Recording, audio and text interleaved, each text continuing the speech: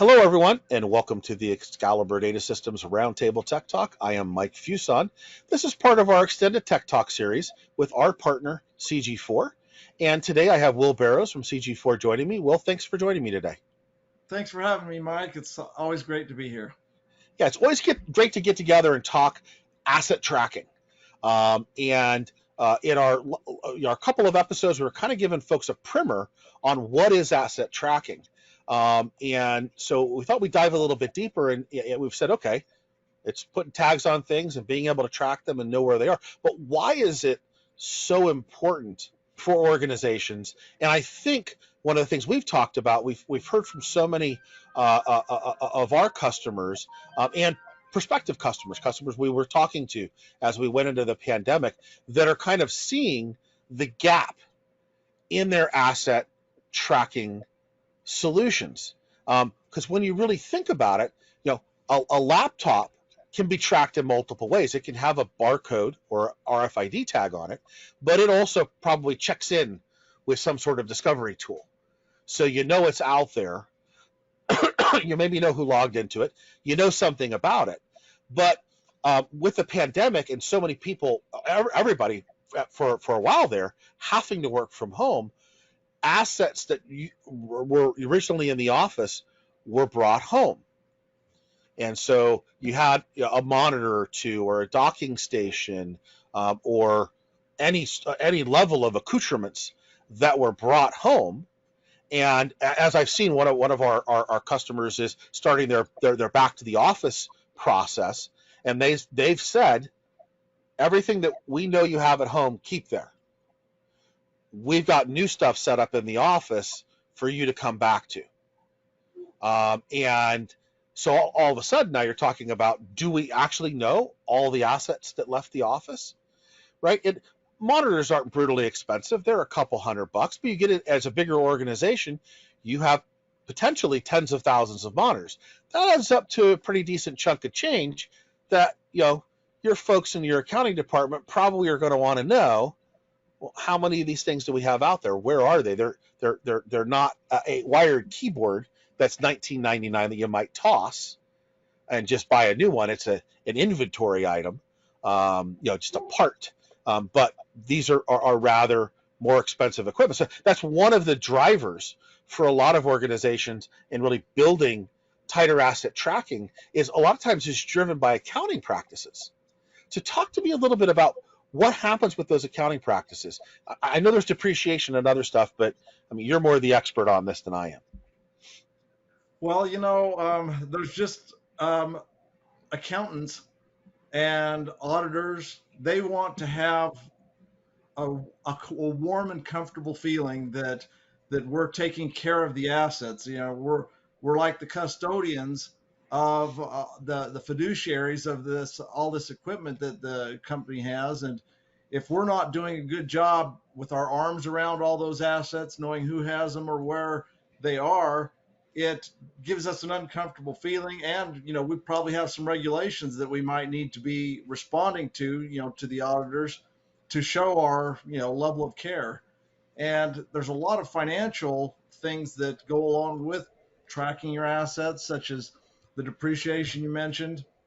I mean, if the asset is no longer being used, you need to get your asset schedule correct so that you don't have this unnecessary depreciation. Or another thought that was crossing my mind is a lot of assets are leased, and so if you don't know where those assets are and it's time to return those leased assets, that's costing you money. And things like that just give you an unsettled feeling if you're not paying attention to your assets. Right. And as we've talked about, in many cases, we always think of IT assets, but there's kind of the ancillary IT assets that have become more of a thing as a result of the pandemic. We're here recording videos. Most folks are on online meetings, and for a lot of organizations, we want to be able to see each other's smiling faces. May not have pants on, but I've got a shirt on, right, type of thing. I'm able to participate in the meeting and we can see each other. Well, for a lot of us, that was an investment in a better webcam, which many of us just kind of used what was built into the computer because that's all we really needed for the occasions, the occasional use. Now, for the last 2 years, these things have been getting used a lot. And then you get into other items. You and I were talking about one of our customers. We were talking about a use case where they have a lot of the portable speakerphones. Jabra makes them. There's a bunch of manufacturers that make them. I know the Jabra one because that's the one I have. And it can plug into the computer. It can connect via Bluetooth, but it gives you a speakerphone for a small work group.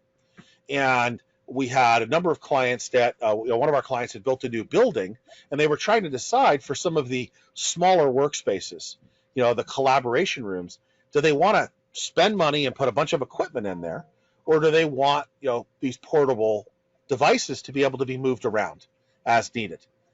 Folks that use these spaces a lot have them, or there's something that can be checked out. Well, they're small, they're easily lost. I lost mine in my bag. I was looking for it because I was, gonna have a meeting. I'm like, oh, the puck would be great for this. I couldn't find it anywhere. Finally found it when I looked in the bag the third time, buried under something else because it's small and it's lightweight and it's in a black neoprene case like everything else in there. But these are not inexpensive assets. They're $300 each, and so kind of probably want to know who has a hold of those. Or as we've done with CG4, check in and check out processes where they could be checked out to you for a period of time. At least who should have it, right?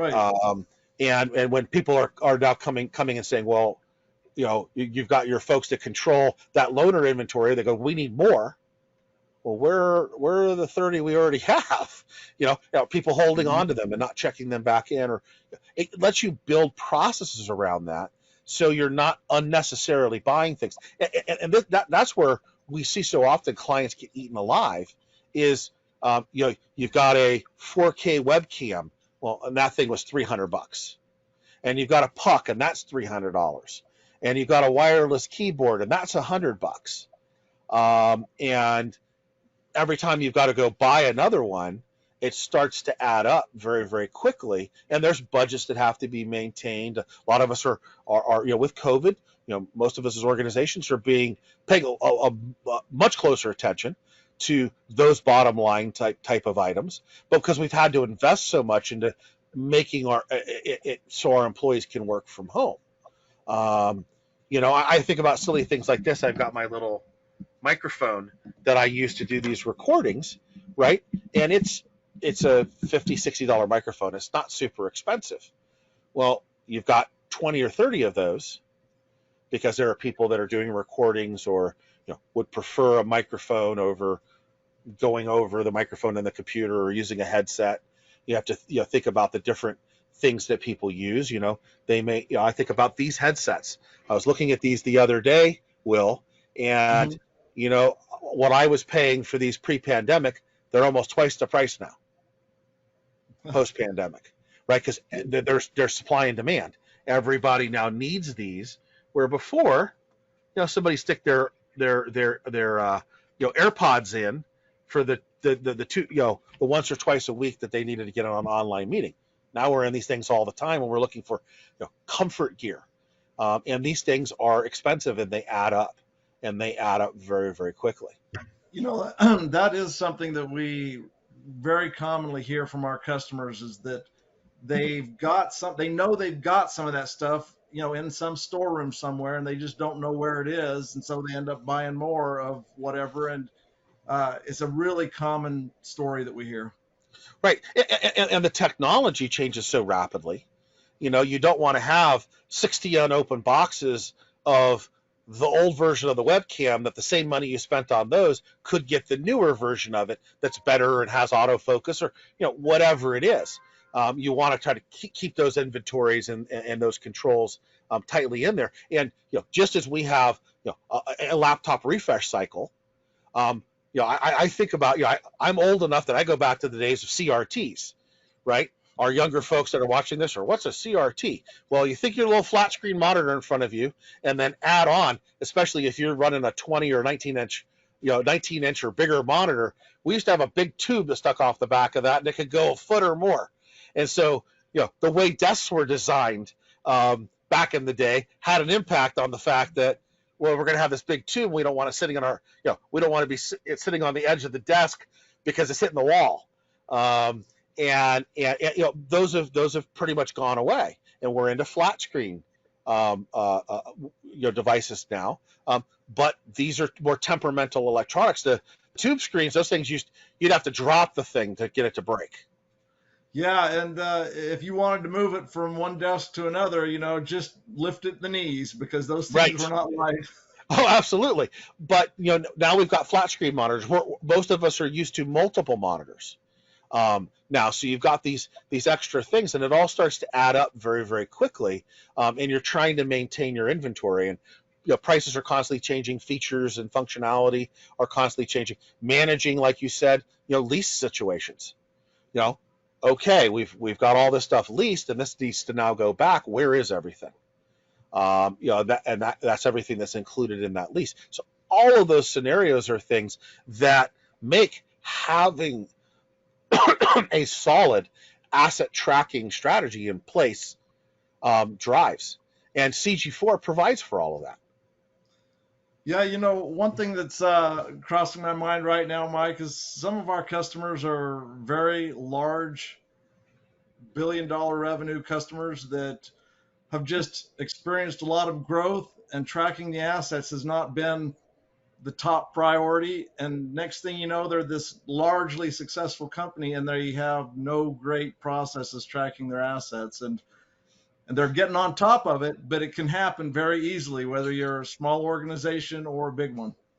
Absolutely. I mean, I look at us as a small organization, and because of the nature of what we do, we have a lot of technology that's leveraged that the average business might not be affording to every.